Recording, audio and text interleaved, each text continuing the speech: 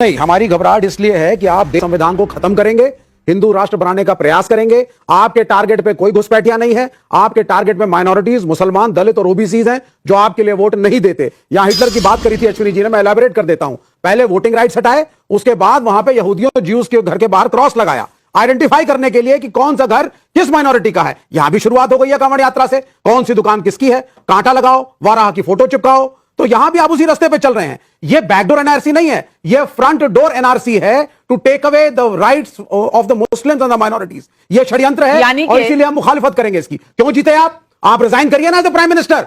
अगर गलत डेटा, गलत वोटर लिस्ट के साथ जीत के मोदी साहब प्राइम मिनिस्टर बने हैं, आप रिजाइन करिए, एग्जांपल सेट करिए। बोले गलत था वो सब कुछ, उसमें बहुत से लोग मरे हुए थे, बहुत से तो घुसपैठिए थे, घुसपैठियों ने पता लगा इनको वोट दे दिया हो, कौन जानता है। और ये प्राइम मिनिस्टर तो यानी कि आप मान रहे हैं कि आपका जो वोट बैंक है मुसलमानों का है और वो सारे मुसलमान घुसपैठिए हैं। ये आपके शब्द है, मेरे शब्द नहीं है। लेकिन अनंत विजय, खेड़ा आ रही हूं, लेकिन अनंत विजय जी मैं आपसे पूछना चाहती हूं, इस लॉजिक में आपको कहीं लॉजिक नजर आ रहा है जो दिया जा रहा है यहाँ? लॉजिक तो बिल्कुल नहीं नजर आ रहा नाविका जी, सिर्फ रेटोरिक की बातें हो रही हैं। फासिज्म, हिटलर, माइनॉरिटी, अल्पसंख्यक। अरे इन लोगों को इतना भी पता नहीं है कि ये 52 से चल रहा है स्पेशल ये इंसेंटिव रिवीजन जो इलेक्टोरल रोल्स का चल रहा है। आप लोगों की इंटेंशन भी देख लेते हैं। वहां हिंदू राष्ट्र का एजेंडा नहीं था तब अनंत विजय जी। इस सरकार का एजेंडा है हिंदू राष्ट्र का, तब एंटी माइनॉरिटी नहीं थे।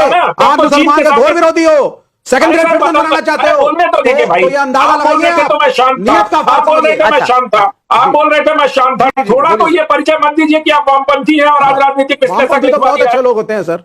अरे भाई चुप रहिए ना, अपनी आप संस्कारों का परिचय राष्ट्रीय चैनल पे क्यों दे रहे हैं विवेक श्रीवास्तव जी? देना पड़ेगा ना सर, हम मुसलमानों के माइनॉरिटीज को बचाना चाहते हैं, बताना पड़ेगा। दलितों बैकवर्डों के साथ बताना पड़ेगा। ठीक है, ठीक है, मुझे अपनी बात कहने दीजिए, आप अपनी बात कहिए, मैं आपकी बात पे कुछ कही नहीं। हिटलर मत बनिए, हिटलर मत बनिए, स्टालिन मत बनिए। आप स्टालिन और लेनिन के बारे में विवेक श्रीवास्तव के मुंह से सुन के बहुत अच्छा लग रहा है कि आज स्टालिन और लेनिन को वो हिटलर के बराबर मान रहे हैं। बिल्कुल नहीं। लेनिन और स्टालिन ने कितने लोगों का कत्लेआम किया, खैर छोड़ दीजिए उस बात को। मैं तो सिर्फ इतना कह रहा हूं कि आज जो बिहार में हो रहा है वो नेशन वाइड इंटेंसिव इसका एक हिस्सा है। और आप इसको मानिए कि जो लोग मृत थे, आप लोग कैसी दलील दे रहे हैं कि नरेंद्र मोदी को इस्तीफा दे देना चाहिए? क्या मृत लोग 2024 में उठ के आके वोट डाल रहे थे? अरे अगर आप ये अज्यूम करके मुझे कह रहे हैं कि बहुत बड़ी संख्या घुसपैठियों की थी, 30-35 लाख, तो उन वोटर्स के द्वारा दिए गए वोटों को आप कैसे न दें? अभी आप लोग कह रहे थे कि इलेक्शन कमीशन कॉम्प्रोमाइज्ड हो गया है। इलेक्शन कमीशन को मंत्री किसने बनाया? इलेक्शन कमिश्नर को, इलेक्शन कमिश्नर को सांसद किस पार्टी ने बनाया? 2025 की बात करिए, किसने बनाया? 2025 की गलतियों को कवर करने के लिए, यानी कि पुराना इतिहास कोई मायने नहीं रखता। नवीन चावला भूल गए आप, मनोहर सिंह गिल भूल गए आप। ऐसी नहीं थी कि दलितों, बैकवर्डों, यादवों और मुसलमानों को वोट कटवाए। नवीन चावला मुसलमानों, दलितों, यादवों और उन लोगों के वोट नहीं कटवाते थे कि बाई चांस आरजेडी ना जीत जाए, तेजस्वी ना आ जाए साहब, नहीं तेजस्वी मुख्यमंत्री बन गए तो क्या होगा? अरे भैया, नहीं करते थे। शाह कमीशन रिपोर्ट इमरजेंसी की पढ़ लीजिए, अगर नहीं पढ़ी है तो पता चल जाएगा क्या कौन कहां कितने पानी में था। लेकिन सवाल पब्लिक पूछ रही है तो पब्लिक के सवाल, महेंद्र हरित का कैथल हरियाणा से सवाल है, चुनाव आयोग अगर वोटर लिस्ट की जांच कर रहा है तो विपक्ष को दिक्कत क्यों होती है? क्या नेपाली, बांग्लादेशी, रोहिंग्या को भारत में वोट का अधिकार होना चाहिए? क्या यह संविधान में लिखा है? अशरफ अली अनूपपुर से सवाल पूछ रहे हैं, जब विपक्ष चुनाव आयोग से सवाल पूछ रहा है तो उसका पक्ष लेने के लिए बीजेपी के नेता हमेशा आगे क्यों आ जाते हैं? राधिका खेड़ा, आप जवाब दे दीजिए।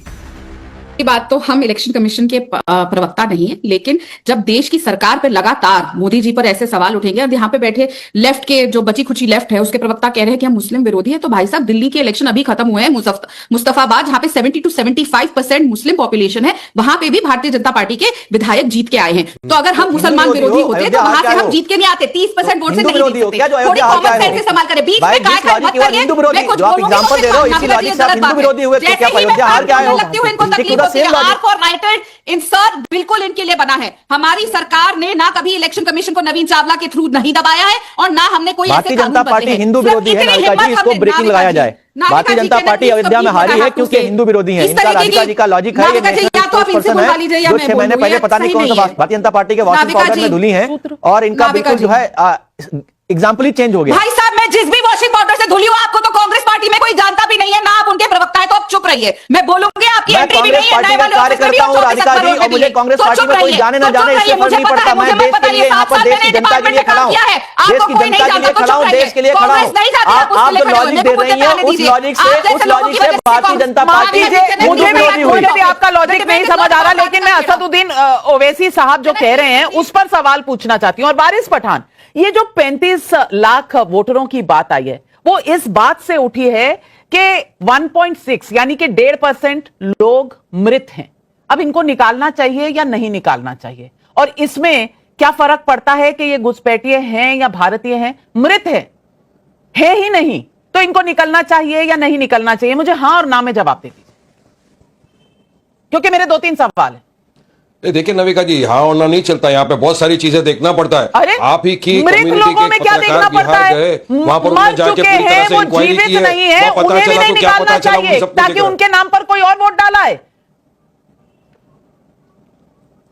तो सिर्फ बिहार में है या अहमदाबाद गुजरात के सब अंदर भी जगह है? क्या होगा ना, मध्य काहे प्रदेश में चिंता है, कर रहे महाराष्ट्र हैं? में कहाँ का है? खाली नहीं, भाई है काहे क्या? चिंता कर रहे हैं, सब जगह होने वाला है। तो नहीं, खाली एक ही जगह है क्या? 1.5% तो ये है। अच्छा, 2.2% वो हैं जो अब बिहार में नहीं रहते, शायद आपकी मुंबई में रहते हो, अब वो वहां भी वोट डालेंगे और बिहार में भी डालेंगे। क्या ये सही रहेगा? बोला था, एक मिनट, आपके पास नविका जी डेटा कहां से आया? इलेक्शन कमीशन का प्रेस रिलीज है, मैं पढ़ती हूँ, आप पढ़ते नहीं है, यही फर्क है। कंप्लीट नहीं हो, आप कहां से लेके आए? सुप्रीम कोर्ट ने डेटा कहा, आपको बोला ना सुप्रीम कोर्ट ने कि आप डेटा भी नहीं रिलीज कर सकते, काउंटर एफिडेविट करने को इजाजत दिया है, और 28 तारीख को हियरिंग होने वाली है। ये कहां से लेकर आ गए आप? तो रुकिए थोड़ा, मैं तो आपको बता रहा हूं कि जो लोग वहां पर गए थे, जिन पत्रकार ने पूरी इंक्वायरी लगाया, वो बता रहे हैं कि किस तरह से वहां पर धांधली चल रही है। अरे भैया, हमारा काम है खबर निकालना, खबर डालना, प्रेस रिलीज हमें आता है, उसके बाद आपको वो सार्वजनिक हो जाता है। मीडिया का ये काम है। आपको तो आपकी खबर भी नहीं मालूम। और मैं आपको बता देती हूँ इस वक्त की बड़ी ब्रेकिंग न्यूज, महागठबंधन में आरजेडी ने आपकी पार्टी को शामिल किया ही नहीं किया शामिल। और आप महागठबंधन को चिट्ठी लिख रहे थे तेजस्वी जी को, उन्होंने नहीं लिया, आपको नहीं लिया। अब ये खबर आपको कहां पता थी? मैंने बताई। वो आपको कैसे पता चला? नहीं पता। अख्तर उल ईमान ने अभी कहा है, पता है, हमारा सोर्स है, और हमारा सोर्स आप ही का एमएलए है। अख्तर भाई ने, अच्छा, आप हमारे एमएलए ने अगर बोला है तो मैं तो आपके चैनल पे बैठा हूं, मैं बता रही हूं ना, मैं बता रही हूं, खबरों का काम हम पर छोड़ दीजिए, आपसे बेहतर करते हैं। अरे नविका जी, कोई ले या नहीं ले कोई फर्क नहीं पड़ता, लड़ेंगे, मगर फिर ये आपके चैनल पे आके बोलना नहीं चाहिए क्यों लड़े, डी टीम ए टीम उसका कोई भी फर्क नहीं पड़ता। वो मैं नहीं कहती, वो महागठबंधन वाले लोग कहते हैं बी टीम ए टीम, मैं नहीं कहती कभी आपको। कायदा मिलकर लड़ेंगे, हमने दिया, आप नहीं लेंगे, कोई फर्क नहीं पड़ता।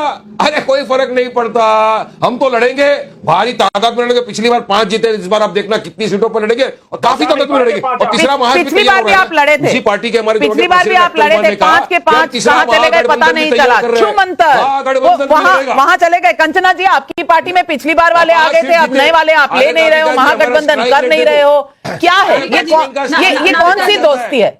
नाविका जी, अभी आपने कहा कि सारे एमएलए हमारे साइड आ गए, तो उनके कौन से एमएलए बचे हैं जो आपको सूत्र बनकर खबर दे रहे हैं? चुनाव में